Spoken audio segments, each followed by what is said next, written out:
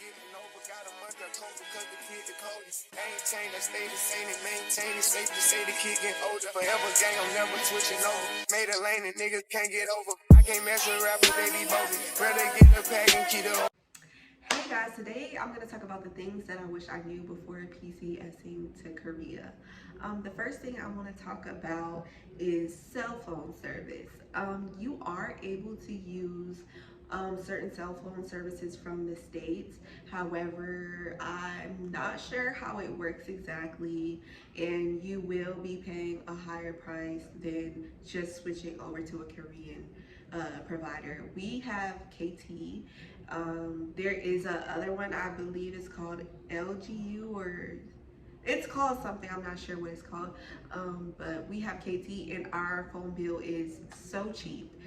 I will miss my phone bill when I go back to the States. Our phone bills are like $40 each for unlimited. The service is pretty good, and yeah, I have no complaints on that. I'm very grateful for my phone bill. Another thing I want to talk about is living on or off base.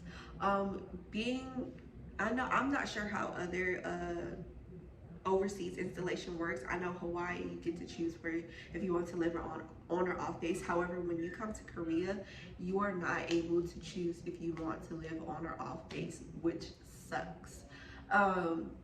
So if they have housing available on base for your rank, then you will have to move on base. Luckily for us, we were able to move off base in a single home. So I am very grateful for that. We do live a little farther in Asan, but it's still maybe 15 minutes to one of the nearest gates. So it's not far. It's not too far.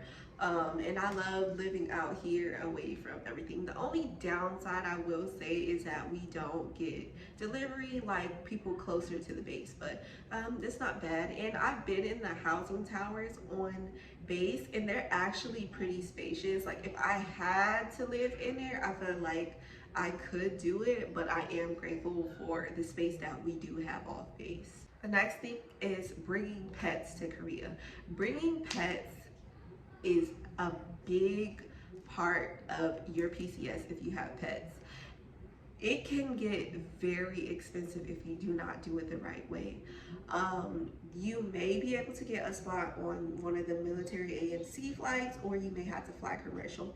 Either way, start all your paperwork early because that will definitely help you out, and make sure you are looking at all the requirements and hitting those deadlines for all those requirements in time. Otherwise, you may end up having to pay for a pet shipper, which can be thousands of dollars. I know they quoted us $7,000 for 2 dogs. 7,000. Who got that? Who got that? Who got 7,000? Because it's not me.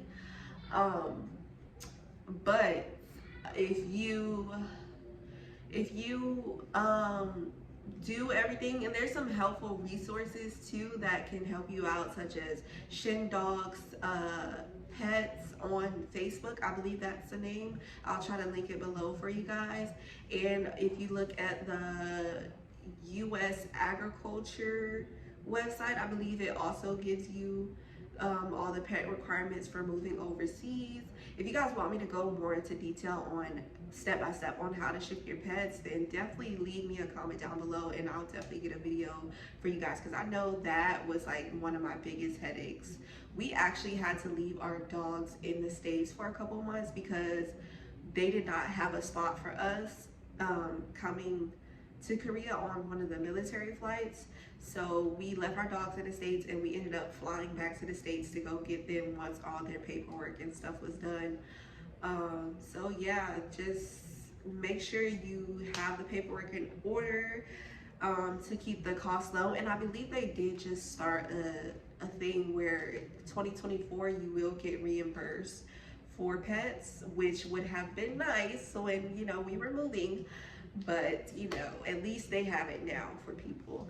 Another thing to think about is having a pet sitter. They don't have a Rover and Wag here. However, they do have pet sitters that is on base. They have doggy pet sitters off base, doggy hotels off base. They're big on animals here, so you definitely have options, but you know, you don't have the same options as the States, but it all works out. The next thing I want to talk about is vehicles. If you come to Korea command sponsored, then you are able to bring one vehicle from the States. So we had two vehicles and we left one of our vehicles in the States with some trusted family members. And we just brought one of our cars, our bigger cars, and we bought a little beater out here for really cheap. So that's what a lot of people do. Excuse my rice cooker in the back. But that's what a lot of people do, is they come here and they buy little beaters because the driving out here can be a little insane. The roads are tight, the parking is tight. You might get a little scratch here or there. So, you know, if you were driving something really nice that you don't want a little scratch on, you may want to leave that one in the States. Other than that, yeah, we drive, like when I go out, I drive the little car. I do not drive the big car. I let my husband do that driving because he's a better driver than me. I'm like 10 and 2 the whole time. So I don't play around. And it has a little backup camera in there for me. That's what I need. But yeah, so the next thing is traveling. You can visit a lot of countries for cheap, being in Korea. We just went to Thailand in June and we spent under $2,000 for less than 5 nights. Like super cheap. You can go to Vietnam or the Philippines for under $300 for 3 people. It's that cheap. You can go to the Maldives, Bali, Bora Bora, a lot of places. Japan is like a 2-hour flight. It's super cheap to go there. So if you always wanted to go to Japan, super easy. And yeah, there's just a lot of places that you could go to for cheap. So definitely take advantage of traveling when you are here. The next thing would be gas stations. And oh, actually, before we move to that, I wanted to go over, there is a lot of countries that you could travel to outside of Korea for cheap, and there's also some really good places that you could travel to inside of Korea that are nice, such as Busan or Jeju or Seoul. You know, Seoul's a nice, you know, if you're not stationed in Seoul, which a lot of people aren't, then, you know, traveling to Seoul is really nice. You do have the options of getting an Airbnb. We actually got an Airbnb a couple times. Check out my TikTok to see the pink Airbnb that we stayed in. And yeah, so definitely take advantage of traveling when you're in Korea. The next thing I want to talk about is gas stations. I love Korean gas stations. One, because they pump the gas for you. One thing about me, I hate the cold, okay? And if it's too hot, I'm not trying to be outside sweating. So luckily we have great people that help you pump your gas. One thing I will say about Korean gas stations are they're very different from the States, because, you know, in the States you have the gas pump and then you go inside to get your snacks and stuff like that. Like, it's literally just the gas pump here. We have a lot of convenience stores out that is like the snack part of the gas station, but it doesn't have the gas pump attached to it. I mean, I believe some places do, but where I live, there's not a lot of places like that. We just have gas stations and convenience stores completely separate. You have your CU, your GS25, your 7-Eleven, all them type of things that are the convenience stores. And then you also have like the GS25 gas station and the SK gas station and things like that. But pumping gas in Korea is a great thing because you don't have to do it.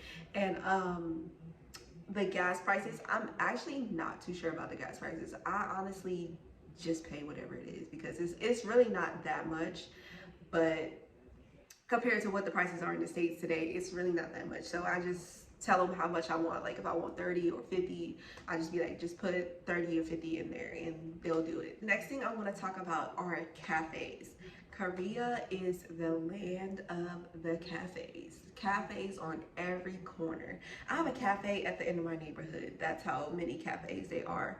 When Before I moved to Korea, I didn't really understand the aspect of cafes. However, I feel like it's just like a normal shop or bodega or boutique type of thing in the States. Like, it's basically just that. Like, they have like tea cafes and stuff like that, or they have like children's cafes where you can shop or you can take your kids to play, which that is a one thing that I love about Korea are the kids cafes. They have some really nice kids cafes out here. Make sure you check out my TikTok to see more of Korea cafes and a whole. And if you're a big coffee lover, there's plenty of cafes out here for you. And if you're not like me, there's still plenty of cafes out here that are great for you as well. Another big thing I want to talk about that you probably heard of is the air pollution in South Korea. It is a real thing, okay? My allergies, you can probably hear my allergies now. Like, the air pollution is horrible. I mean, some days I guess it would be considered good. However, my allergies are like always on a 10 out here. Some days it's like super foggy. You cannot see in front of you. You cannot see over the hill. Like, it's so foggy and you can just tell you need a mask. Like, even if you not big on masks, you're probably gonna want to wear a mask if you're very sensitive to the air quality like I am. If you have an inhaler, if you have asthma, you definitely want to bring your asthma pump and your inhaler because you're gonna need it. You're gonna need it at times. And the last thing I wanted to talk about is the currency out here. The currency of Korea is um it is lower than the States. Like, I believe $1 is equivalent to like 1,300 something won. But the currency, it kind of balances out on certain things. However, you can get certain things for cheaper out here for sure. Like, stuff at your Korean stores, you're definitely gonna find that cheaper here than you would in the States. And certain like produce you will find cheaper and stuff like that.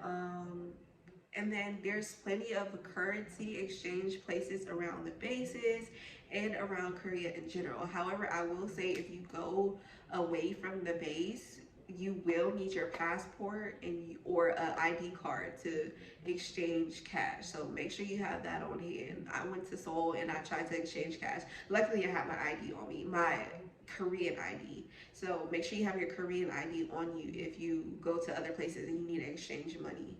Other than that, it's super easy. If you want to learn, or if not even learn, if you want to know the current currency rate, we use an app called XE, which is a blue app, XE exchange app on the App Store.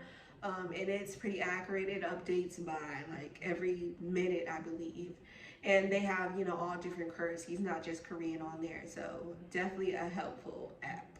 If you like this video and you want to see more videos like this, or if I didn't cover something that you may have wanted to know about, feel free to leave a comment in the comment section, and don't forget to like and subscribe this video. And thank you guys for tuning in.